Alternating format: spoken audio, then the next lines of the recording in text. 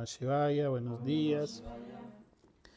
Bienvenidos al Satsang, quienes están presentes, quienes nos acompañan online.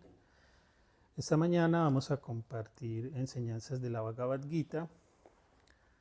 Recordemos que la Bhagavad Gita es un texto en el que el Señor Krishna, que es un avatar, una encarnación divina, enseña la esencia y la enseñanza suprema de toda la tradición del yoga.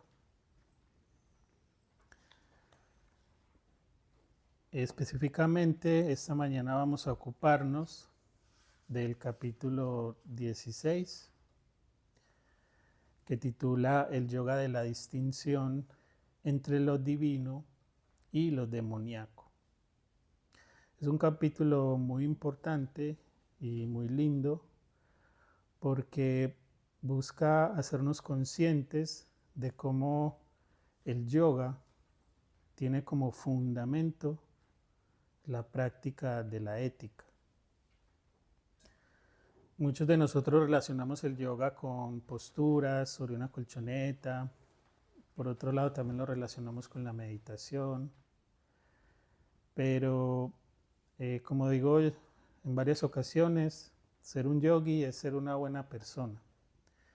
Y en este capítulo, Krishna nos habla de eso, de la importancia de que nosotros cultivemos las virtudes, los aspectos positivos y bondadosos de nuestro ser, para que podamos realmente superar las causas del sufrimiento, que son justamente lo contrario.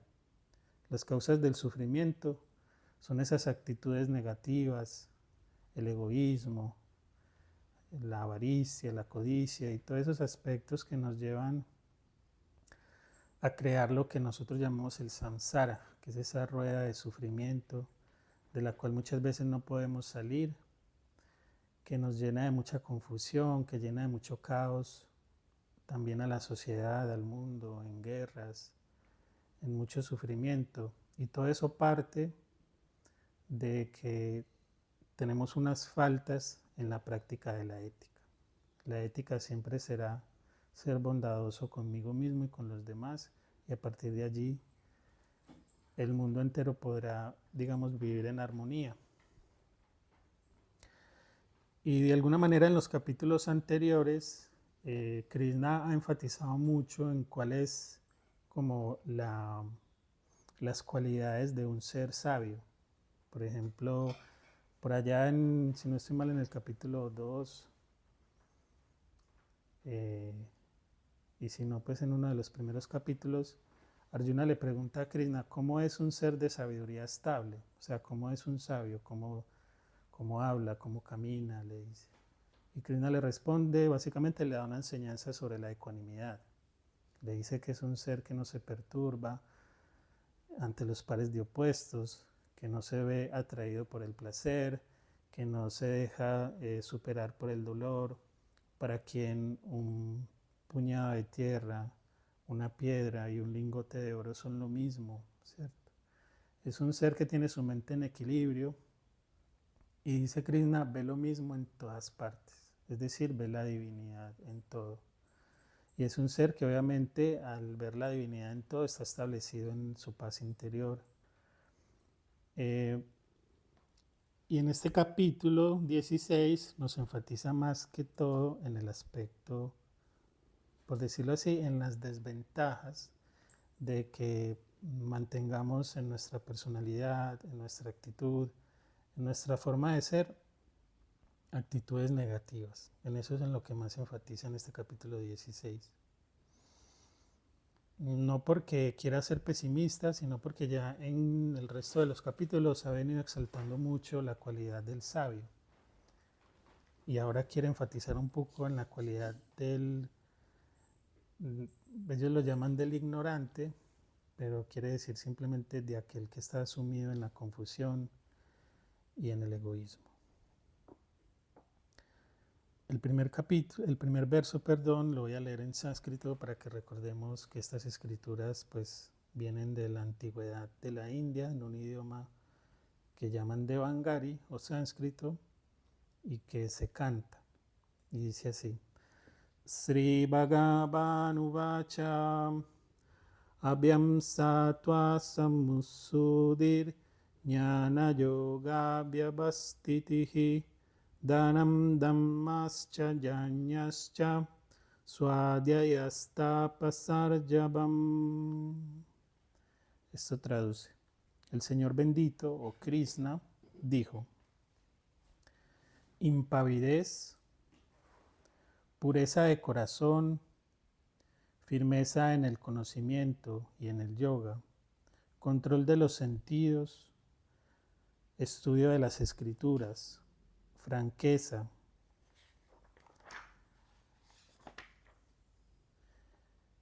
inocuidad o no violencia, veracidad, ausencia de ira, paz, compasión por los seres, ausencia de codicia, amabilidad, modestia, quietud, vigor, perdón, fortaleza, ausencia de odio, humildad. Estas cualidades le corresponden al nacido en un estado divino. Entonces, en estas cualidades simplemente describe una serie de virtudes que nos dan cuenta del aspecto divino de nuestro ser. O sea, cuando nosotros somos bondadosos, cuando nosotros somos compasivos, cuando somos generosos, cuando estudiamos las escrituras, cuando tenemos disciplina también en la práctica espiritual, cuando decimos la verdad, cuando tenemos como ausencia de codicia, y es básicamente pues también ser generosos, cuando somos amables, cuando somos pacíficos, cuando perdonamos, cuando somos humildes, estamos establecidos en el aspecto divino de nuestro ser, ¿sí? Si nosotros estudiamos la vida de los santos, básicamente son seres que son un ejemplo en este tipo de cualidades. La mayoría de ellos servían a la comunidad en distintos aspectos, ayudando a los enfermos, a los hambrientos, a los huérfanos y en general pues a todas las personas que necesitaran de su ayuda, y también a través de la enseñanza espiritual, cómo ayudarle a las personas a superar su sufrimiento a través de seguir un camino espiritual y conectarse pues con Dios y con la esencia pura del ser. Entonces Krishna en estos 3 primeros versos fue lo que leí, que son como uno continuo del otro, resalta virtudes, ¿sí?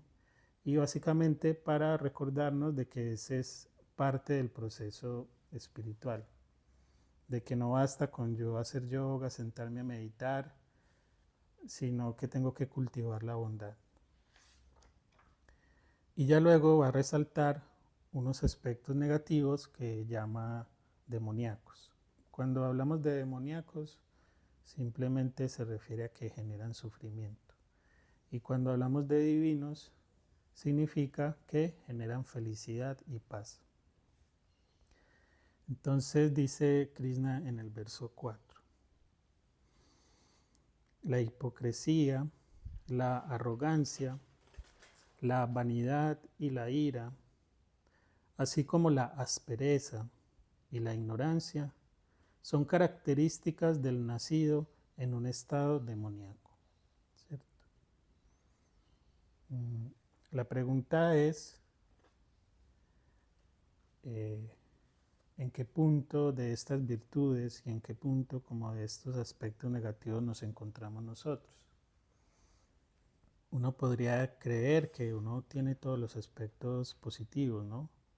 Pero realmente quizá todos caemos en estados de ira, quizá a veces somos ásperos, como dice el verso, con los demás, quizá a veces somos arrogantes, quizá a veces somos vanidosos, y eso da cuenta de que tenemos un trabajo de purificación que hacer. No es tanto para culparnos ni darnos látigos, sino sobre todo para recordar que tenemos que hacer un trabajo de purificación para que nuestro proceso espiritual pueda ser de beneficio, ¿cierto?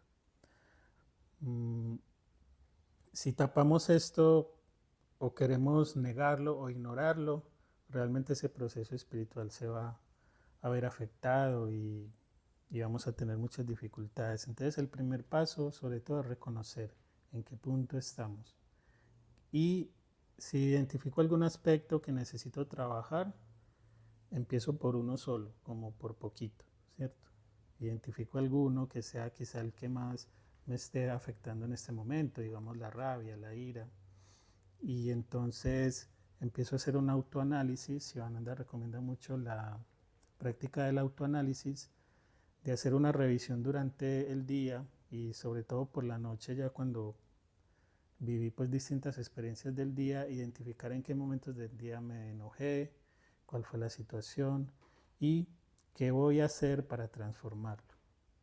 Entonces, naturalmente, el que voy a hacer es más que todo sadhana, hacer meditación, repetir el mantra, estudiar las escrituras, hacer yoga, tan, pero también cómo pues puedo idear maneras de transformar, sobre todo si se trata de una relación personal, cómo voy a seguir comunicándome con esa persona, cómo puedo, si es del caso, pedir disculpas, cómo puedo hacer algo positivo por esa persona para remediar un poco cualquier daño que haya cometido y así ir como ideando maneras de transformar esa ira en este caso, que es solo un ejemplo, en un trato amoroso con el otro.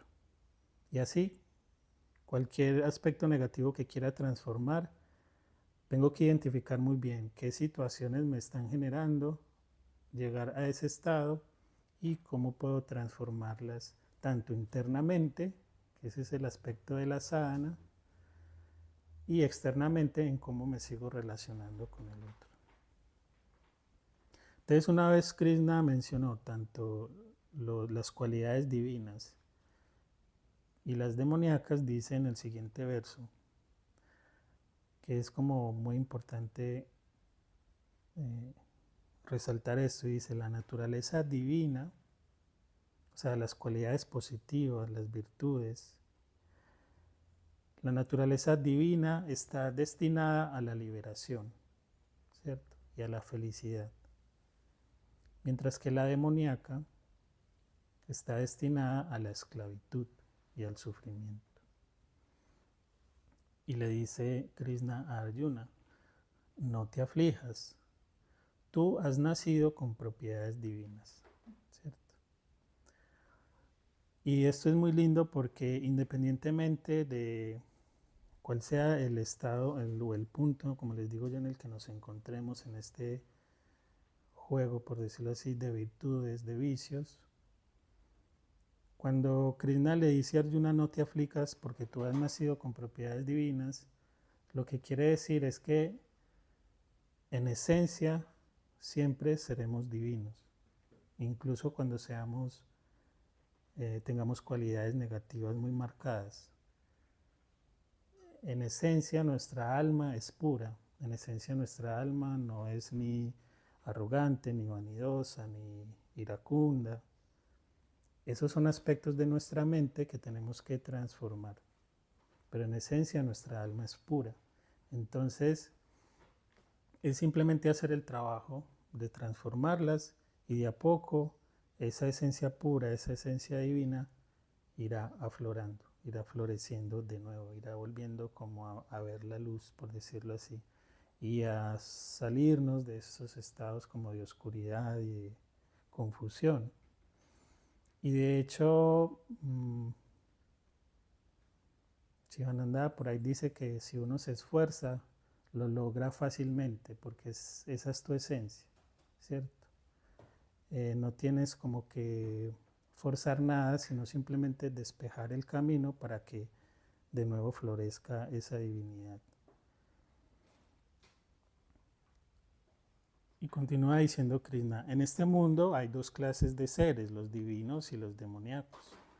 Los divinos han sido descritos ampliamente. Entonces, por eso les decía en los capítulos anteriores, he enfatizado mucho de cuáles son las cualidades del sabio, a qué debemos aspirar pues como en el proceso espiritual. Por allá en el capítulo 2 que nos habla de la inmortalidad del alma. En ese caso el sabio es alguien que reconoce que el alma nunca muere, que pues nuestra esencia es divina y que, por decirlo así, como ya hemos dicho también antes, somos eternos, nunca morimos. En el tercer y el cuarto capítulo enfatizan el yoga de la acción y dice que el sabio es aquel que ofrece los resultados de su acción, que no espera ningún resultado o ninguna recompensa a cambio, que siempre actúa es por el beneficio del mundo. Por allá en el capítulo 5, más o menos, o 6, habla del yoga de la meditación y da una enseñanza tanto de la práctica de meditación como de las cualidades que desarrolla el meditador, y es justamente una mente en equilibrio, una mente en calma y sobre todo que desarrolla ecuanimidad. Y así pues nos vamos yendo capítulo a capítulo donde podemos resaltar muchas cualidades. Por ejemplo, en el capítulo 10 de las glorias divinas, habla de que el sabio es aquel que reconoce que toda esa grandeza de la naturaleza, toda esa belleza que admiramos en una flor, en un animal, en el cielo, en el sol, en la lluvia, en el mar, aquel que reconoce esa belleza en todo eso está admirando la divinidad que se encuentra allí presente. Y luego vemos un capítulo sobre el yoga de la visión cósmica y también el del Espíritu Supremo, donde justamente habla de que el sabio puede ver que todo el cosmos, que todo el universo y que su propio ser es la divinidad. Entonces, como que en cada capítulo podemos encontrar cualidades divinas del sabio, y por eso él destina este capítulo más que nada a resaltar las desventajas de estar sumidos en aspectos negativos. Entonces por eso dice que los seres divinos ya han sido descritos ampliamente. Ahora, o sea, en adelante, en este capítulo, escucha mis palabras sobre los demoníacos, sobre los seres que estamos o que están o estamos sumidos en la confusión. Y dice lo siguiente. Vamos a ver cuántos.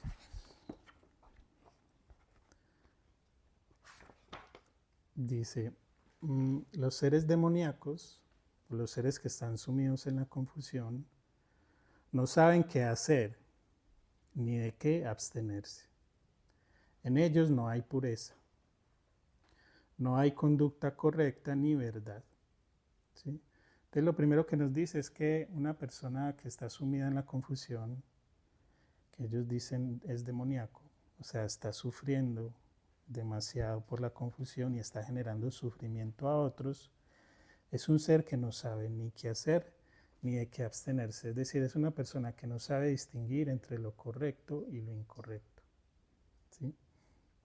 Recordemos que en los Yoga Sutras Patanjali habla de los yamas y los niyamas, que son las restricciones o aquello de lo que debemos abstenernos, y las observancias.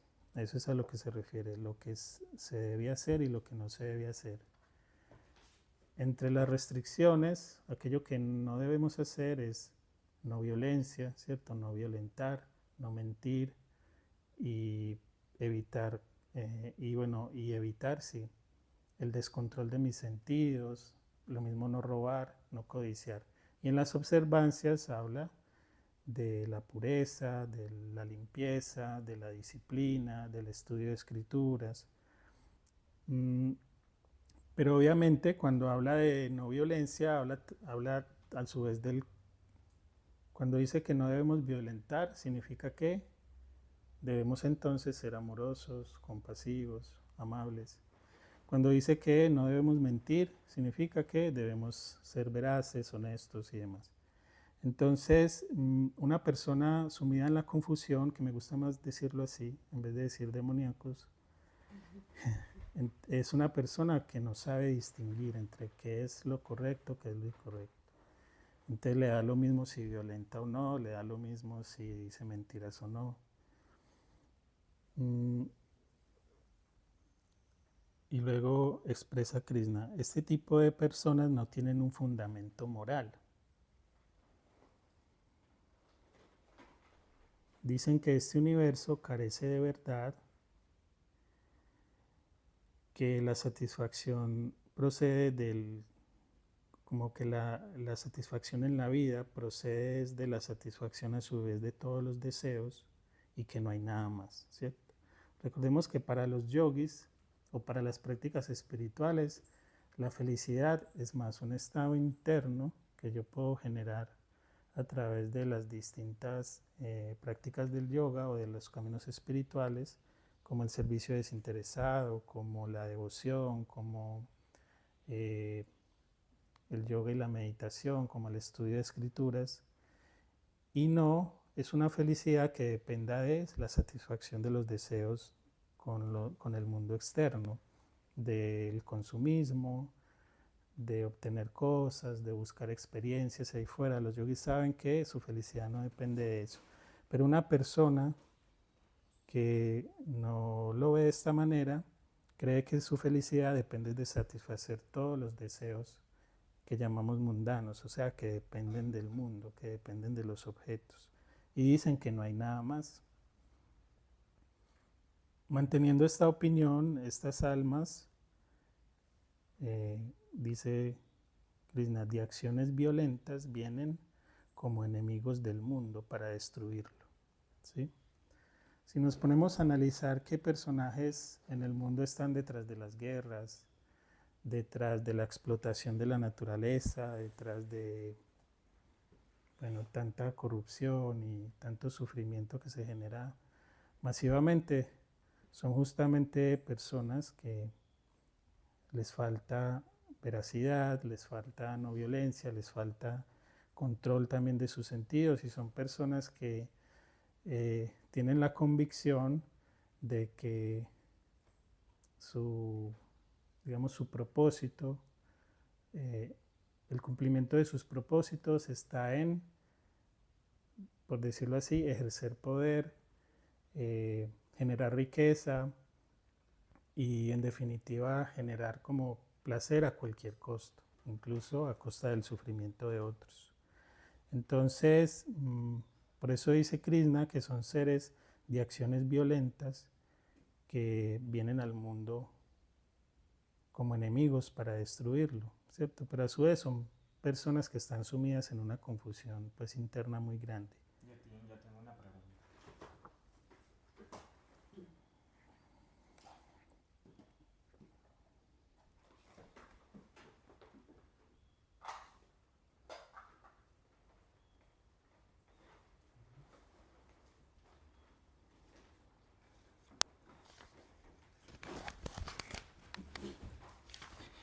Así como, pues como dicen que el alma es como naturalmente pura y digamos que por procesos de karma, de otras vidas o de la vida que estamos viviendo se va entrando en estos aspectos de confusión.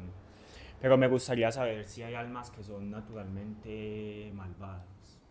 O sea, como, si me hago entender, o sea, como que su naturaleza intrínseca sea la maldad. No es posible. De todas formas, digamos que dentro de la cosmogonía hindú se habla, por ejemplo, de los asuras, que son como los demonios. Uno diría, su naturaleza es demoníaca. Pero realmente, y esto bueno, también puede ser un poco polémico para, sobre todo para visiones religiosas bastante dogmáticas, para los yogis, esos asuras o esos demonios, esas cualidades negativas, son una forma también como Dios se manifiesta.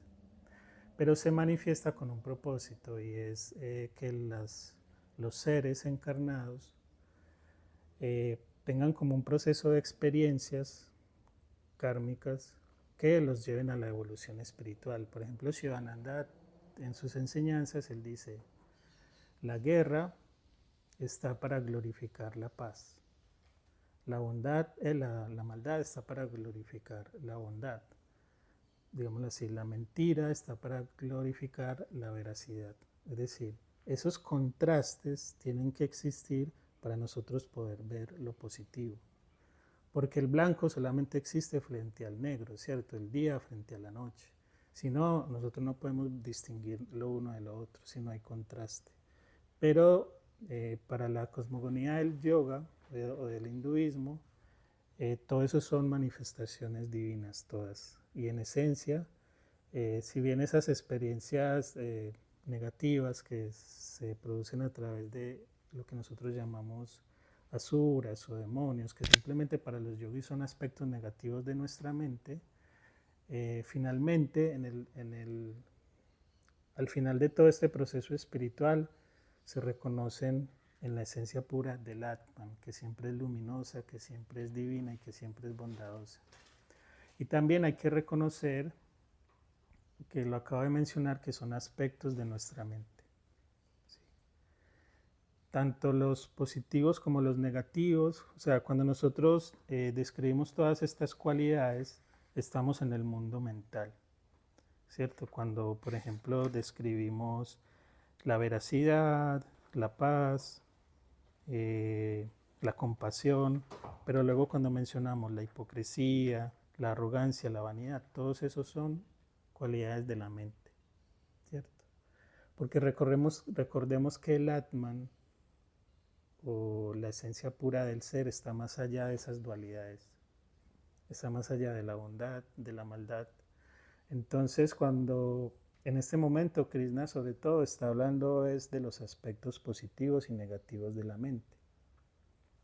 Y por eso en esa parte le dice a Krishna de que no se preocupe porque él ha nacido con cualidades divinas, para resaltar de que independientemente de esa dualidad, el Atman, que es pura, no se encuentra afectada ni por el uno ni por el otro. Uno al principio cree que el Atman o la esencia pura del ser tiene que ver con la veracidad, la compasión, y uno dice, pues sí, ¿cierto? Pero en esencia, ya como yendo más profundo, el Atman no tiene que ver ni con el uno ni con el otro, porque ahí estamos como en una dualidad y el Atman está más allá de cualquier dualidad. Entonces, yo siento que en esencia no puede haber ningún ser demoníaco, ¿cierto? Que esas expresiones de la bondad y de la maldad se dan en el mundo dual para que nosotros podamos surtir esas experiencias que nos lleven a la evolución espiritual y a trascender al final esa dualidad y poder establecernos o recordarnos en esa esencia pura del Atman, donde ya no hay ni bondad ni maldad, ¿cierto? Entonces, en mi sentir, no habría como seres que en esencia sean demoníacos. Siempre en esencia está ese Atman. Y mientras estamos sumidos en la ignorancia espiritual, en la dualidad, hay seres que tienden más a la bondad o a lo divino, y hay seres que tienden más a la maldad o a lo demoníaco.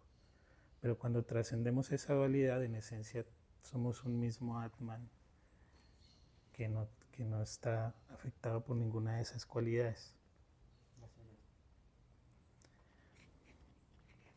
Luego dice Krishna que venimos hablando de los seres que llaman demoníacos o que decimos que están sumidos en la confusión, y dice, son seres que tienen deseos insaciables, están llenos de hipocresía, de orgullo, de arrogancia. También actúan de esta manera debido al engaño. Entonces hay que saber que son personas, cuando hablamos que están sumidas en la confusión, es porque tienen una visión errónea de la realidad, ¿cierto? Que no han podido reconocer la unidad de nuestro ser con todos los seres, con la naturaleza, y que viven en un mundo de enemigos externos, donde quien no piensa como yo no tiene derecho a existir, donde yo debo de tener más que el otro, donde yo tengo el derecho de explotar al otro, etc. Entonces toman decisiones impuras. Y en este sentido también me gusta decir que en esencia no son seres que tengan la culpa de llegar a eso, sino que es también por su proceso kármico y también muchas veces son herencias que recibieron de una sociedad que nos educó con esos patrones, de ver al otro como una competencia. Por supuesto que la sociedad tiene pues muchos modos de educar, hay quienes se educan obviamente para construir la hermandad, la bondad, el amor, pero esos seres llegan a esos puntos es porque finalmente es la reproducción de unos patrones que están en la sociedad. No es que por sí mismos se inventan querer estar ahí, sino que en su proceso de crecimiento y de evolución eh, terminan comprendiendo la realidad de una manera que los lleva a cometer pues actos negativos y dañinos.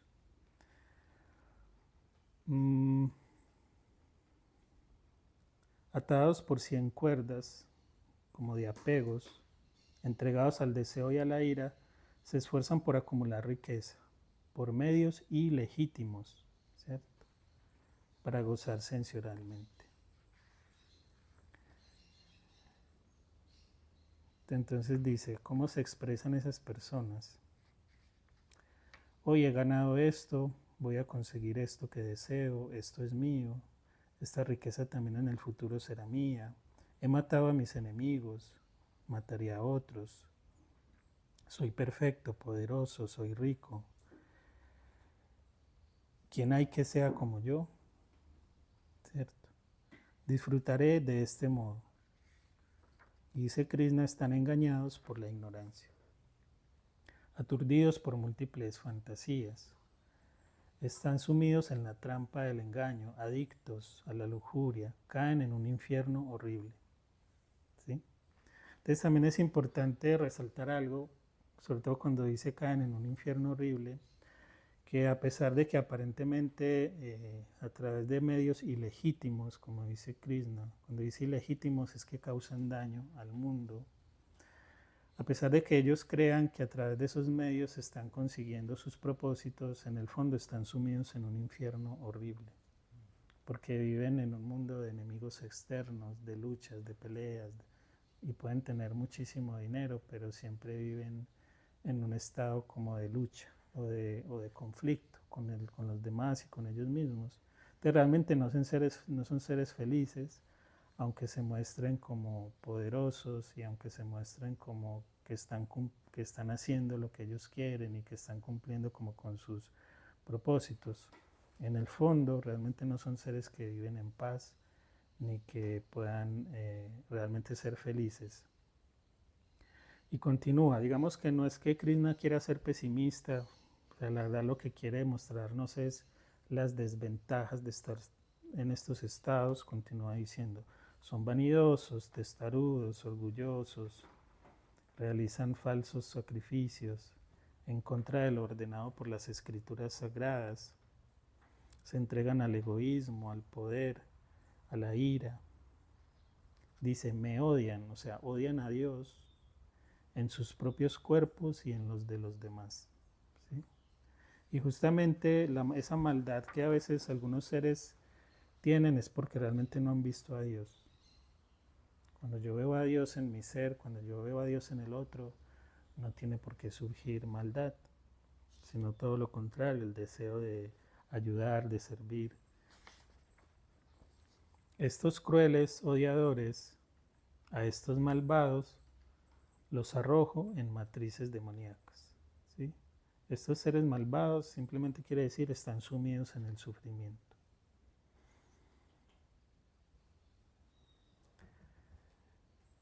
Y dice que básicamente son tres los principales puertas de este infierno, de este sufrimiento, que dice que son la lujuria, la ira y la codicia. Y dice como recomendación, por eso hay que abandonarlas. Entonces toda esta serie como Sivananda los llama vicios, toda esta serie de aspectos negativos que hemos nombrado se resumen en estos tres. La lujuria, ¿cierto? Que tiene que ver básicamente con el deseo pues como descontrolado en todo tipo de aspectos, no solamente el sexual pues, sino digamos la gula también es otro tipo de deseo descontrolado, Digamos que en esta palabra lujuria abarcamos todos los deseos descontrolados. Pero por otro, la ira, ¿cierto? Y la codicia, la ambición. Esos tres resumen como todas las cualidades demoníacas. Y hay que abandonarlas. ¿Cómo? Como les dije al inicio. Primero identificar algún aspecto negativo, sus desventajas, luego identificar un aspecto positivo, sus ventajas, y mirar cómo puedo transformar el negativo en el positivo. A nivel interno, a través de la sadhana, y a nivel externo, en cómo me relaciono con el otro. Y por eso Krishna al final por lo menos termina con un mensaje esperanzador. Dice la persona que se libera de estas tres puertas, o sea, que se libera de la lujuria, la ira y la codicia, practica lo que es bueno para él y para el mundo, y así alcanza la meta suprema. El que habiendo desechado los mandatos de las escrituras actúa bajo el impulso del deseo, no logra la perfección ni la felicidad. Así pues, que las escrituras sean la autoridad que determine lo que debe hacerse y lo que no debe hacerse. Actúa en este mundo sabiendo lo que dicen los mandatos de las escrituras. Entonces, en este último verso es muy importante, nos está diciendo que si nosotros queremos realmente saber qué es lo mejor para nosotros y qué es lo mejor para el mundo, como le dice Arjuna a Krishna, dime claramente qué es lo mejor para mí, lo mejor que podemos hacer es estudiar las escrituras. Porque si nos basamos en lo que yo creo que es mejor, pues terminamos como hemos ejemplificado. Todos esos seres que ejercen violencia, todos esos seres que hacen la guerra, todos esos seres que explotan la naturaleza, todos esos seres que mienten, que roban, que engañan, que someten a otros, es porque es bajo su convicción de lo que ellos creen que es lo mejor. Pero no es algo que una escritura sagrada te recomiende hacer nunca. Entonces, para evitar como caer en ese error de guiarnos por nuestra propia creencia de qué es lo correcto y lo incorrecto, debemos entonces basarnos en lo que las escrituras sagradas nos explican de qué es lo que debemos hacer y qué es de lo que debemos abstenernos. Sabemos que, por ejemplo, en la Biblia tenemos pues como lo más famoso los 10 mandamientos. Y justamente es porque en todas las escrituras sagradas tenemos unos preceptos que nos hablan de la importancia de respetar ciertos principios, y esos principios tienen que ver más que todo en cómo nos relacionamos con los demás, en cómo cuidamos de nosotros mismos y en también cómo orientamos como nuestra fe y nuestra devoción hacia Dios. Ese es como el mensaje principal. Es más que todo una invitación. No es tanto un señalamiento y nada, sino una invitación a que reconozcamos la importancia del cultivo de las virtudes, la importancia de respetar los preceptos éticos que son universales, como no matar, no robar, ¿cierto? Todos esos son principios universales que están en todos los caminos espirituales. Más que nada, no tanto por el hecho de cumplir y ya unos preceptos por miedo a Dios, me va a castigar, no eso, sino porque si respeto estos preceptos, va a ser más fácil para mí cultivar un estado de paz y de felicidad profunda, ayudar a que otros también puedan disfrutar de paz y de felicidad, y entonces esto nos conviene a todos, ¿cierto? Es básicamente eso. Y el camino del yoga es eso, es poder establecerse en estos principios, hacer la práctica espiritual para poder comulgar con la dicha suprema, con Ananda, que es ese estado en el que ya alcanzamos la plenitud de nuestro ser porque hemos hecho las cosas correctamente. Bueno, vamos a cerrar allí.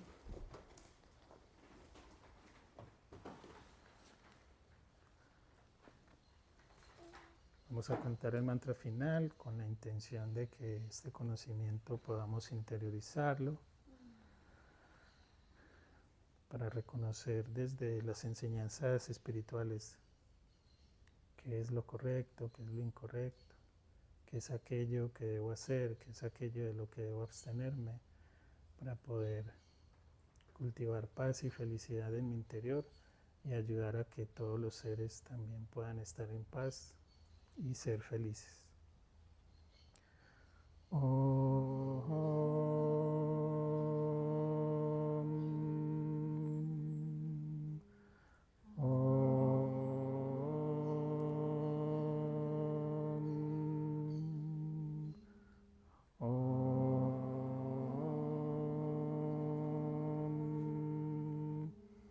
Trayambakam yajamahe sugandhim pustivardanam urvarukamiva bandhanam drityor mukshiyamamritan. Om Trayambakam yajamahe sugandhim pustivardanam urvarukamiva bandhanam drityor mukshiyamamritan. Om Trayambakam yajamahe sugandhim pustivardanam urvarukamiva bandhanam drityor mukshiyamamritat. Om Shanti Shanti Shanti. Om Paz Paz Paz. Queremos extenderles varias invitaciones. Una es a participar de los cursos básicos de Hatha Yoga aquí en la casa. Curso de 8 clases que inicia el 1 de julio. El 7 de julio. Y el de 4 clases que inicia el 5 de julio, que es domingo. La del 7 es en semana y la del 5 es los domingos, fines de semana. Tenemos esta tarde un taller de cocina y ayurveda, pueden todavía inscribirse, inicia a las 2 de la tarde. Y una conferencia de prácticas budistas para la vida cotidiana con Venerable Calden, también a las 2 de la tarde. Bueno, por el momento estas son las invitaciones como más próximas, esperamos que puedan acompañarnos. Un bolo Sadguru Swami Shivananda Maharaj Ki Jai. Un bolo Sri Guru Vishnudevananda Maharaj Ki Jai. Un bolo por la Bhagavad Gita y el cultivo de las virtudes Ki Jai. Un Namah Shivaya Hari Om Tat Sat.